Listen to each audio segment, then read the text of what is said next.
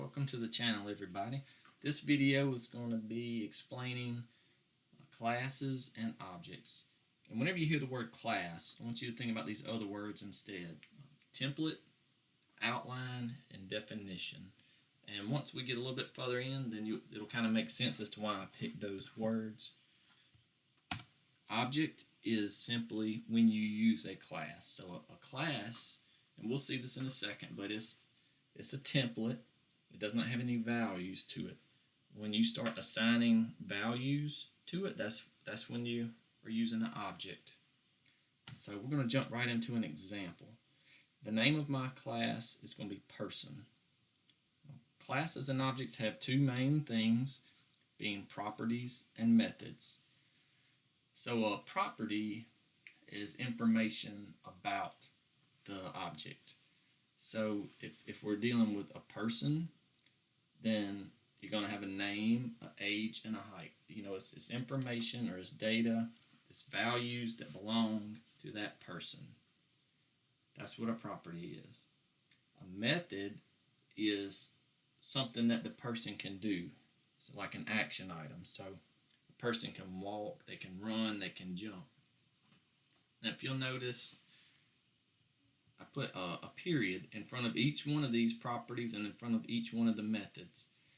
And so usually the naming convention will be you'll have an object name on the left side of the period, and then the right side will be a property or a method. And an easy way to tell the method is because it'll have a parentheses, next to it. So on this next slide, we've got three objects all from the same class. So if you remember, the class was named person, and I named these three objects, person A, person B, and person C. So these are all unique items, unique objects, but they belong to the same class. So basically what that means is they all have the same properties and access to the same methods. But when we look at their properties, they each have different values, right? So each person, A, B, and C, they all have a name, but they have different names. They have different ages, they have different heights, right? But they all have the exact same properties, just different values. And that's about as simple as I could figure out how to break it down, an example of instances of a class. So when we look at the class, it's just an outline. There's no values, right? So let me back it up. This is the class, right? We have a name, age, and height properties, but there's no values to any of them.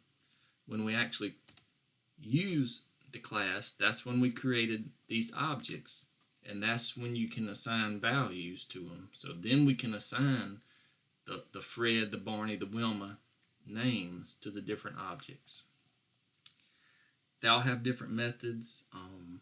If we would have wanted to, we could have allowed these methods to accept values, input values, so we could have made them walk at different speeds or jump at different heights or something like that. But just to keep it simple, I didn't pass any values to any of these. And this is kind of high level what you would see in an actual program. Just kind of broke it up. The top one's VB.NET and the bottom one's C#.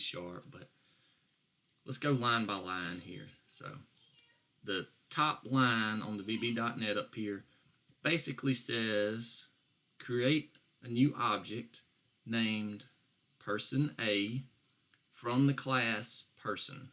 So it says dim person A as new person. Well, that translated to the name of the class is person, the name of the object is person underscore A. So on this second line I can say person underscore A dot name equals Fred. So I'm assigning that name property the value of Fred for the person A object. And then the third line is I'm calling person A's walk method. It's almost exactly the same thing in the C# code, where it looks just a little bit different when the object is created, but it basically says the same thing. Create an object named person underscore B from the class named person. And then identical second and third lines where once we created person underscore B, then we can start assigning values to its properties and we can start calling its methods. So that's it for this video. We can keep it short and sweet. Drop a comment down below if you have any questions about anything, or if you'd like me to see me do a video on something similar to this, or basically anything programming related. Maybe you don't quite understand, or would just like to understand a little bit better. That's it for today, and thank you, and bye.